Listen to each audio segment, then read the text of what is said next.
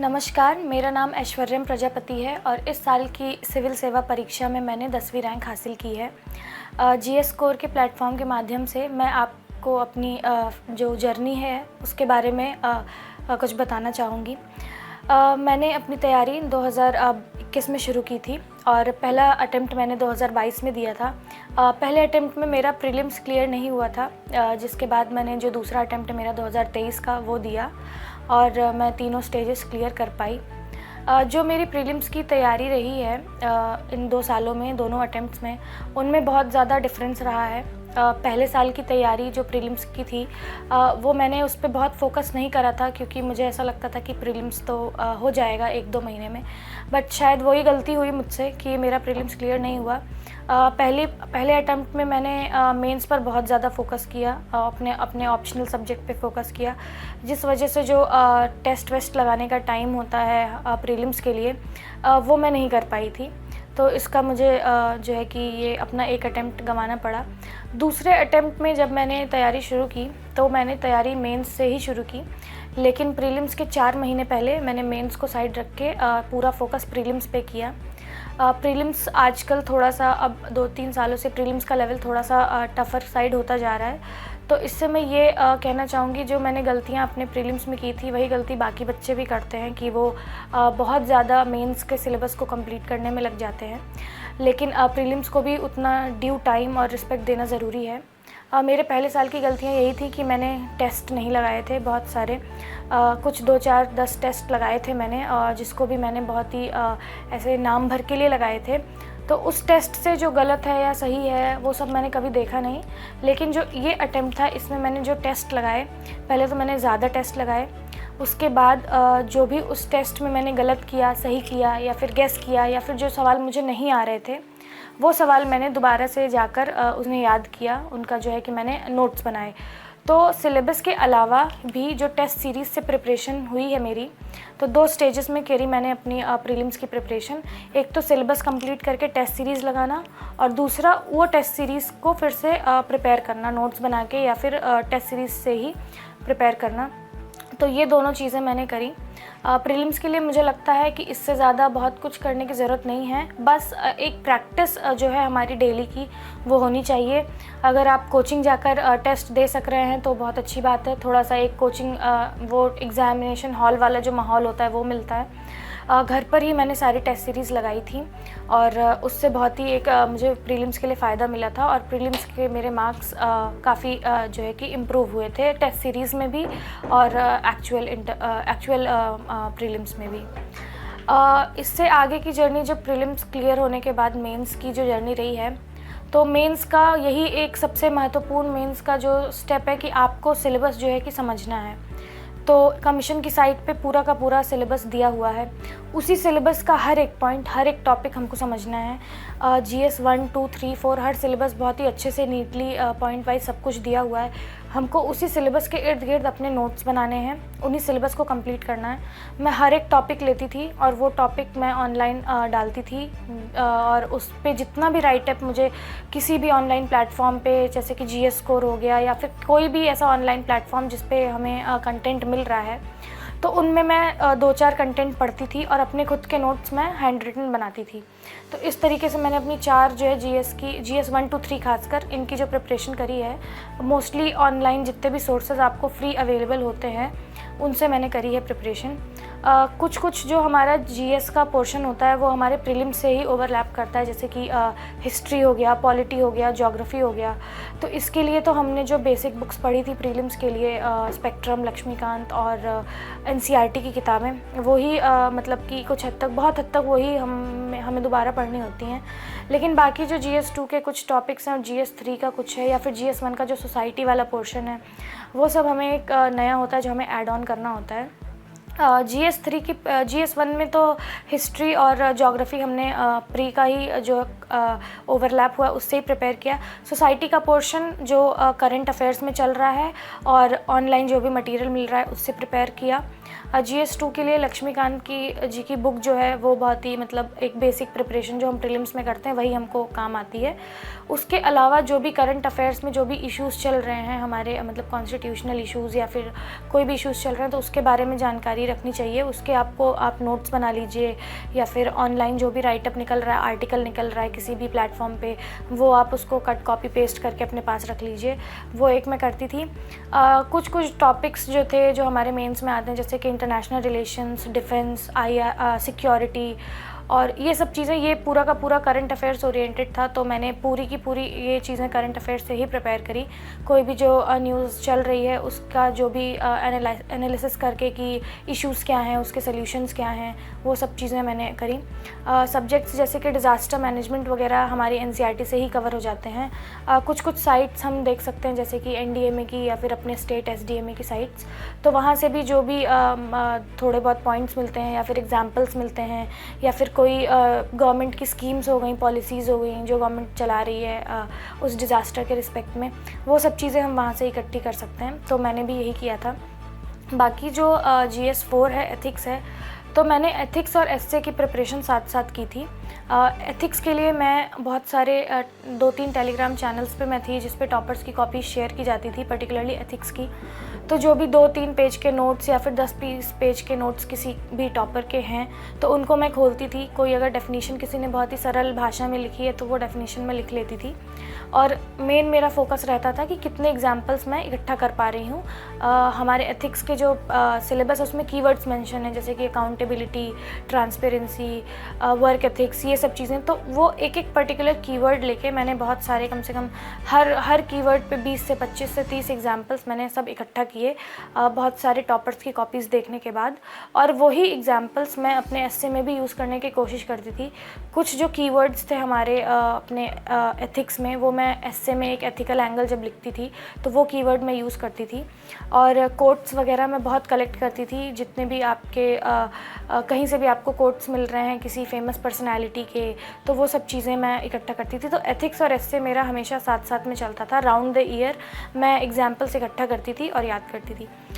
एस्से की शुरुआत मैं हमेशा एक स्टोरी से करती थी, तो मैं एक एनेक्डोट अपने माइंड में फॉर्म कर लेती थी ब्रेनस्टॉर्मिंग के टाइम पे। तो एस्से भी मैं ऐसे छोटे छोटे पैराग्राफ्स में लिखती थी और एस्से में भी ये कोशिश करती थी कि थोड़ा थोड़ा अगर डेटा, फैक्ट्स, एग्जाम्पल्स जो हम GS के लिए याद करते हैं, अगर वो 1-2 जगह कहीं अगर फिट हो रहे हैं और अगर आ रहे हैं उस टॉपिक से तो वो यूज़ कर लेती थी। एक और चीज़ मैं एस्से के लिए ये करती थी कि खुद से बना के 2-4 लाइन की राइमिंग पोएम लास्ट में लिखती थी अगर उस टॉपिक से मैं बना पा रही हूँ, तो इससे भी मेरे मार्क्स जो है मॉक्स में ज़्यादा मतलब अच्छे खासे इम्प्रूव हुए थे। इसके बाद मेंस के प्रिपरेशन के बाद जो है कि हमारा ऑप्शनल आता है। ऑप्शनल को हमको लगभग 4 से 5 महीने देने ही पड़ते हैं, कितना भी हम अच्छे से करें तो वो विदिन 6 मंथ्स पर हो जाता है। मेरा ऑप्शनल सोशियोलॉजी था। मैंने सोशियोलॉजी के लिए कुछ स्टैंडर्ड्स बुक्स जो होती हैं मैंने वो फॉलो नहीं करी थी, जैसे कि हेरलम्बस और हॉलबर्न की बुक ब्लू कलर की या फिर रेड कलर की। और भी जो बुक्स हैं रिट्ज़र वगैरह वो मैं नहीं पढ़ पाई थी। मैंने जो बेसिक प्रिपरेशन अपनी करी थी वो ऑनलाइन जो कोचिंग्स के ऑनलाइन फ्री लेक्चर्स अवेलेबल होते हैं, मैंने वहाँ से मोस्टली अपने नोट्स बनाए थे। उनकी जो भी नोट्स वो ऑनलाइन क्लासेस जो फ्री क्लासेस चलाते हैं उसके नोट्स मैंने बनाए थे। नितिन सांगवान सर की बुक है एसेंशियल्स ऑफ सोशियोलॉजी, तो मैंने वो बुक पेपर 1 और पेपर 2 दोनों के लिए रेफ़र किया था। और एक जो मैंने काम करा था सोशियोलॉजी के लिए, वो मैंने ये किया था कि जितने भी थिंकर्स के हम किसी भी टॉपिक पे हम किसी थिंकर्स के बारे में थ्योरी पढ़ते हैं या उनका कोई क्रिटिसिज्म पढ़ते हैं, तो वो मैंने एक अलग सी कॉपी में बना के लिख लिया और उसको मैं डेली याद करती थी, ताकि अगर कोई क्वेश्चन आता है उस टॉपिक से तो मैं थिंकर्स के नाम ज़रूर ऐड कर सकूँ। ऑप्शनल जो सोशियोलॉजी का पेपर होता है, तो पेपर 1 हमारा स्टैटिक ही होता है मोस्टली, तो उसमें जो मेजर वेटेज होता है वो थिंकर्स का होता है, तो वो मैंने उसी बुक से करा था एसेंशियल्स ऑफ सोशियोलॉजी से। BA MA का इग्नू मटेरियल मैंने थिंकर्स वाले पार्ट के लिए थोड़ा थोड़ा रेफ़र किया था, वहाँ से मैंने लिया था थोड़ा सा। और एक टॉपर कॉपीज़ में मैंने तुषारांशु सर की टॉपर कॉपी यूज़ करी थी, वो मेरा एक बेस मटेरियल था, उसको मैंने लेकर प्रिपेयर किया था। इसके अलावा जो 1-2 यूट्यूब चैनल्स हैं जो हमारे यूट्यूब पे चैनल्स हैं स्लीपी क्लासेस जैसे, या फिर कोई भी ऐसा, आई थिंक डीडी नेशनल का एक चैनल है जहाँ पे वो एक सोशोलॉजिस्ट की थ्योरीज़ को एक्सप्लेन करते हैं। वहाँ से मेरा बेसिक कोर प्रिपरेशन जो हुई थी। सोशियो पेपर 1 तो करंट अफेयर्स में उतना नहीं होता है, लेकिन सोशियोलॉजी पेपर 2 के लिए करंट अफेयर्स मैंने ज़्यादा फोकस किया, थिंकर्स एंड करंट अफेयर्स। तो पर ये प्रॉब्लम होती है कि सोशियोलॉजी पेपर 2 के क्वेश्चंस मोस्टली आपके जीएस की तरह ही होते हैं कुछ कुछ, तो उनको जीएस के पेपर से डिस्टिंग्विश करने के लिए जो मैंने करा था यही कि थिंकर्स के नाम याद करें, और हर क्वेश्चन में मैंने ये कोशिश करी कि 2 से 3 थिंकर के नाम मैं मेंशन कर दूं। अगर वो उस पर्टिकुलर थ्योरी या पर्टिकुलर क्रिटिसिज्म अगर पूछा है तो मैं वो मेंशन कर पाऊँ। तो सोशियोलॉजी के लिए मैंने ये चीज़ें करी थी। एक प्रीवियस ईयर क्वेश्चंस की एक बुक आती है क्रॉनिकल करके, उसमें जो है कि सोशियोलॉजी के पेपर 1 और पेपर 2 के सॉल्व्ड आंसर्स भी हैं। वो बुक मैंने बहुत ही अच्छे से रेफ़र की थी कि मतलब कि कितने वो थिंकर्स के नाम मेंशन कर रहे हैं, थ्योरीज़, या फिर कुछ कुछ वर्ड्स होते हैं जैसे कि क्रिटिकली एग्जामाइन या पॉइंट ऑफ व्यू देना, या फिर जो भी वर्ड्स होते हैं कि उनका आंसर कैसे करना है। जैसे कि अगर क्रिटिकली एग्जामाइन है तो हमें थोड़ा सा एक क्रिटिकल व्यू देना है किसी थिंकर का। तो ये सब चीज़ें मैंने करी। सिलेबस कंप्लीट करने के बाद, मेंस का सिलेबस कंप्लीट करने के बाद जो हमारा नेक्स्ट स्टेप होता है वो आंसर राइटिंग। तो आंसर राइटिंग के लिए मैंने टेस्ट लगाए बहुत सारे। अब मेरी कोशिश ये रहती थी कि मैं 3 घंटे में पहले तो सारे क्वेश्चंस अटेम्प्ट कर लूँ, क्योंकि हमें 3-3 घंटे के शिफ्ट में लिखना होता है 2 बार। तो वो हमारा एक जो प्रिपरेशन है वो घर पे जो है कि सही से होती नहीं है। तो मैंने कुछ टेस्ट जो है कोचिंग सेंटर पर जाकर भी लिखे, बाकी मोस्टली घर पर ही लिखा टाइमर लगाकर। मैंने आंसर राइटिंग की शुरुआत जब करी थी तब मैं पैराग्राफ्स में लिख रही थी, तो मुझे मार्क्स वगैरह मतलब अच्छे नहीं आ रहे थे। तो उसके बाद मैंने टॉपर्स की कॉपीज़ को रेफ़र किया। बहुत सारे प्लेटफॉर्म्स पे जो टॉपर्स की कॉपीज़ पढ़ी हुई हैं। तो जीएस कोर पे भी मैंने बहुत सारे टॉपर्स की, मेनली मैंने आई थिंक एसए की जो टॉपर्स कॉपी थी जीएस कोर पे, वो मैंने एसए की टॉपर्स कॉपी रेफ़र की थी, और मेंस की भी। तो उसमें से मुझे पता चला कि स्ट्रक्चर कैसे बनाना है, इंट्रोडक्शन, बॉडी, कंक्लूजन या फिर पॉइंट वाइज फॉर्मेट में। तो वहाँ से मैंने वो देखा। उसके बाद जब मैंने अपना स्ट्रक्चर बनाया तो धीरे धीरे मैंने फिर इम्प्रूवमेंट करी आंसर राइटिंग में। आंसर राइटिंग के लिए कुछ चीज़ें जो हमको दिमाग में रखनी है, मैं यही बताना चाहूँगी कि हमेशा आंसर्स में लाइव बनाने के लिए उनको एक एग्जांपल्स लिखें, कुछ डेटा प्रेजेंट करें, कुछ फैक्ट्स लिखें। अगर आपका कुछ ऐसा चीज़ है, कोई सब्जेक्ट ऐसा, ज्योग्राफी जैसा सब्जेक्ट है जिसमें डायग्राम्स बन सकते हैं, तो डायग्राम्स बनाने की कोशिश करें ज़्यादा से ज़्यादा। मतलब हर क्वेश्चन में एक डायग्राम अगर ज्योग्राफी का है तो ज़रूर से बनाएं। फ्लो चार्ट्स बना सकते हैं। इससे क्या होता है कि एक हमें 0.5 मार्क्स का एज मिल सकता है, क्योंकि आंसर सबके सिमिलर ही होते हैं, सबकी नॉलेज लगभग सैचुरेट हो चुकी होती है मेंस तक। तो ये छोटी छोटी एक्स्ट्रा चीज़ें जो मैंने करी थी, तो examples, data, facts and figures. और अगर कोई बहुत ही बड़े कमीशन या की रिपोर्ट आ रही है तो वो सब हमें ऐसा कोशिश करना चाहिए जो है कि वो मेंशन हो सकें। मेंस की प्रिपरेशन बहुत ज़्यादा करंट अफेयर्स ओरिएंटेड भी रहती है, तो करंट अफेयर्स हमेशा साथ साथ लेकर चलें। कोई भी मंथली मैगज़ीन आप फॉलो कर सकते हैं, या फिर जो ऑनलाइन आर्टिकल्स आते हैं वो फॉलो कर सकते हैं। और आई थिंक कि जीएस स्कोर के प्लेटफॉर्म पे भी फ्लो चार्ट्स बन के आते हैं, माइंड ट्री टाइप के, वो देते हैं। तो वो वाला भी जो है कि वो रिमेंबर करने में आसानी होती है, तो वो चीज़ें भी आप कर सकते हैं।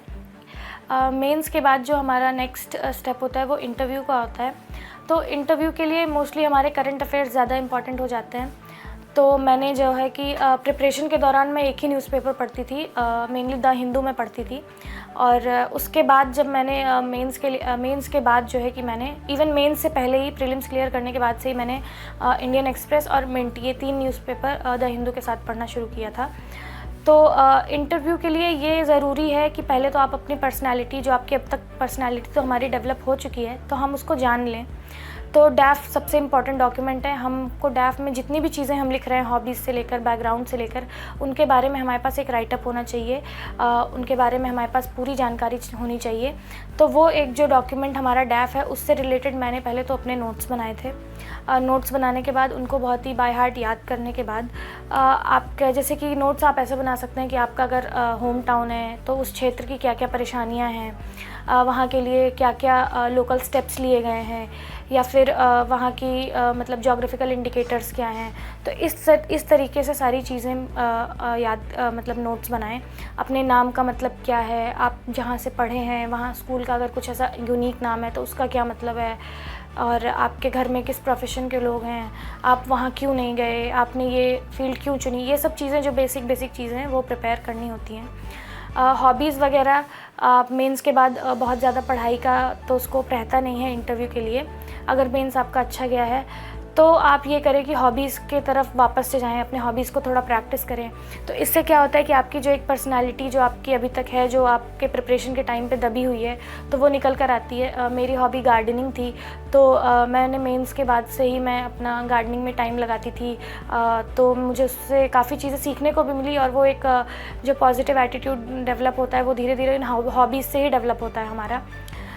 इंटरव्यू के लिए मॉक्स देना ज़रूरी है, बिल्कुल ज़रूरी है, क्योंकि एक जो डर होता है हमारा पैनल के सामने बैठने का, उनको फेस करने का या अपना पॉइंट ऑफ व्यू रखने का, क्योंकि वहाँ पर ओपिनियन बेस्ड क्वेश्चंस भी पूछे जाते हैं, तो मॉक्स देने चाहिए। आई थिंक मैंने 5 से 6 मॉक्स दिए थे, क्योंकि मेरे पास टाइम थोड़ा कम था जब लिस्ट आई थी। तो मॉक्स में क्या होता है कि बहुत सारे मिक्स्ड कमेंट्स मिलते हैं।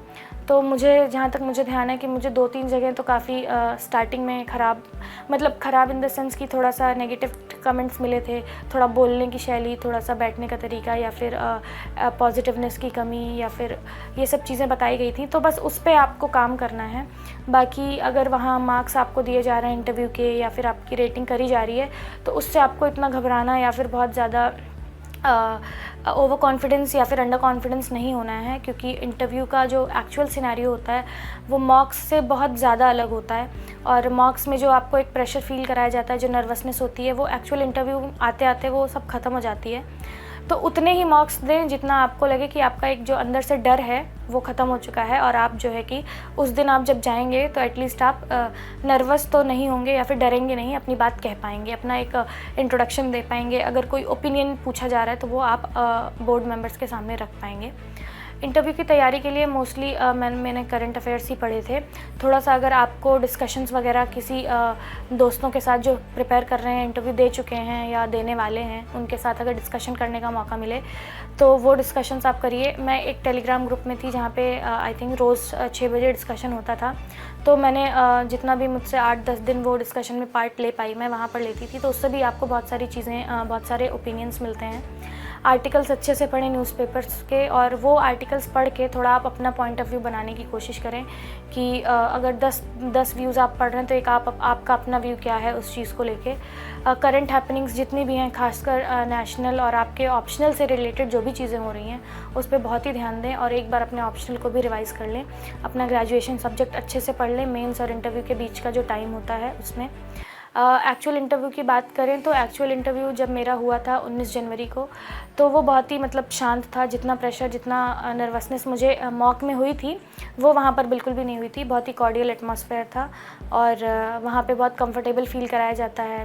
वहाँ पे जो है कि वो बोर्ड मेंबर्स जाते ही उन्होंने वेलकम किया और बोला कि हम आपसे इंटरोगेशन नहीं करेंगे और आप आराम से बैठिए, हम बस आपसे बातचीत करेंगे। तो वो पॉजिटिव एटमॉस्फेयर होता है, उसमें आपका जो पॉजिटिवनेस जो होती है वो खुलकर बाहर आती है।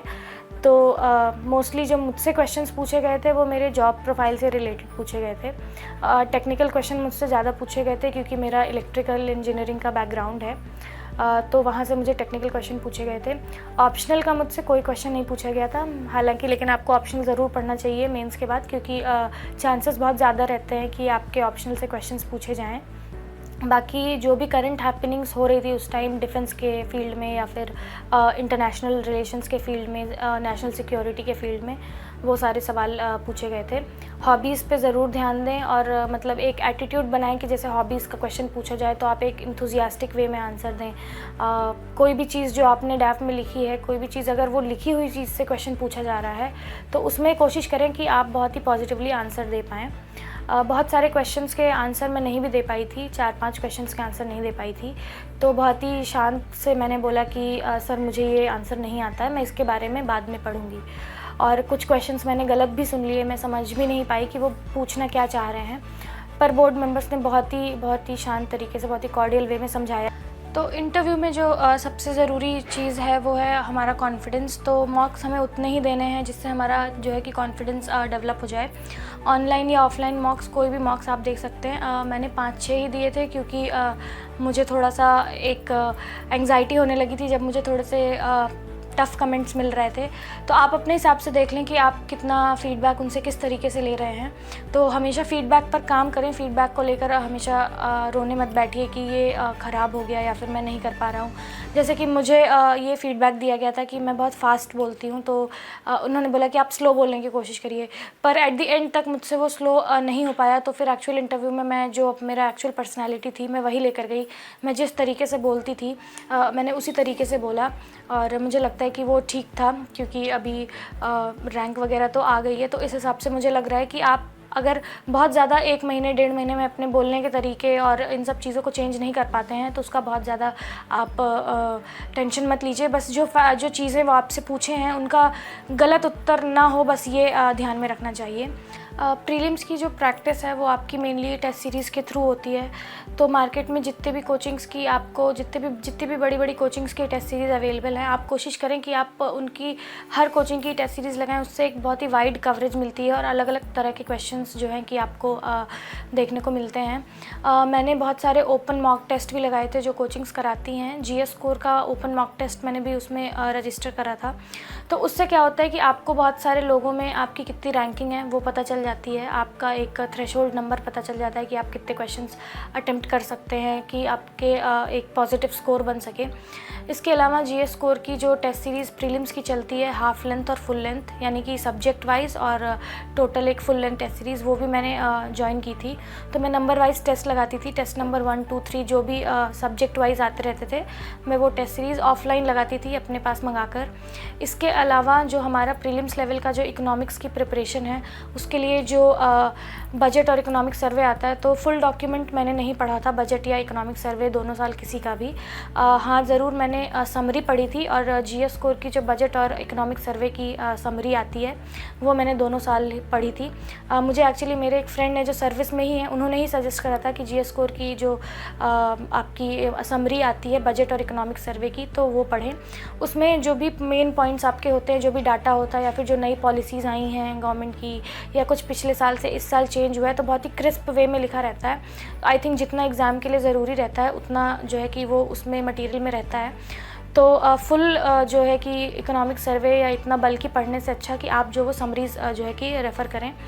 इसके अलावा मोस्टली देखेंगे कि क्वेश्चंस जो अगर इकोनॉमिक्स से रिलेटेड बजट या उससे आते हैं तो मोस्टली उसी के आसपास आते हैं कि आप बहुत ही ईज़िली वो क्वेश्चंस कर सकते हैं। प्रीलिम्स और मेंस के लेवल पे जो मेंटरशिप रिक्वायर्ड होती है, क्योंकि मैंने कहीं से क्लासरूम प्रोग्राम नहीं लिया था, लेकिन ये था कि मैं ऑनलाइन जो हमारे प्लेटफॉर्म्स हैं उनसे मेंटरशिप लेती रहती थी। जीएस कोर से भी मैंने जो है कि कांटेक्ट करके मेंटरशिप ली थी कि आंसर का स्ट्रक्चर कैसे बनाना है, मेनली क्योंकि आंसर राइटिंग में मुझे प्रॉब्लम होती थी। तो अपने early stages of answer writing में मैंने वहाँ से पर्सनल मेंटरशिप ली थी। तो बहुत ही अच्छे से गाइड करते हैं वो, आपको बताते हैं कि स्ट्रक्चर आपको कैसे बनाना है, क्या क्या चीज़ें आप अपने आंसर में कर सकते हैं, या फिर मॉडल उनकी जो answer copies, model answer copies पड़ी होती हैं उनके साइट पे, वो भी अवेलेबल कराते हैं। तो उससे आपको एक बहुत ही अच्छा आइडिया मिल जाता है और बहुत ही एक वाइड आइडिया मिल जाता है कि किस तरीके से आंसर्स लिखने हैं, किस तरीके से नहीं करने हैं। प्रीलिम्स से रिलेटेड कोई भी डाउट, कितने करंट अफेयर्स आपको पढ़ने हैं, कितना डीप आपको करंट अफेयर्स में जाना है, उसके लिए भी मैंने बहुत सारी मेंटरशिप ली थी यहाँ से। और जो है कि मुझे अच्छे से गाइड किया गया कि आप प्रीवियस ईयर क्वेश्चंस देखिए, आप टेस्ट सीरीज़ देखिए, उसमें जिस लेवल का पूछा जा रहा है आप उस लेवल तक का पढ़ने की कोशिश करिए। तो इन सब चीज़ों से मुझे बहुत फ़ायदा मिला।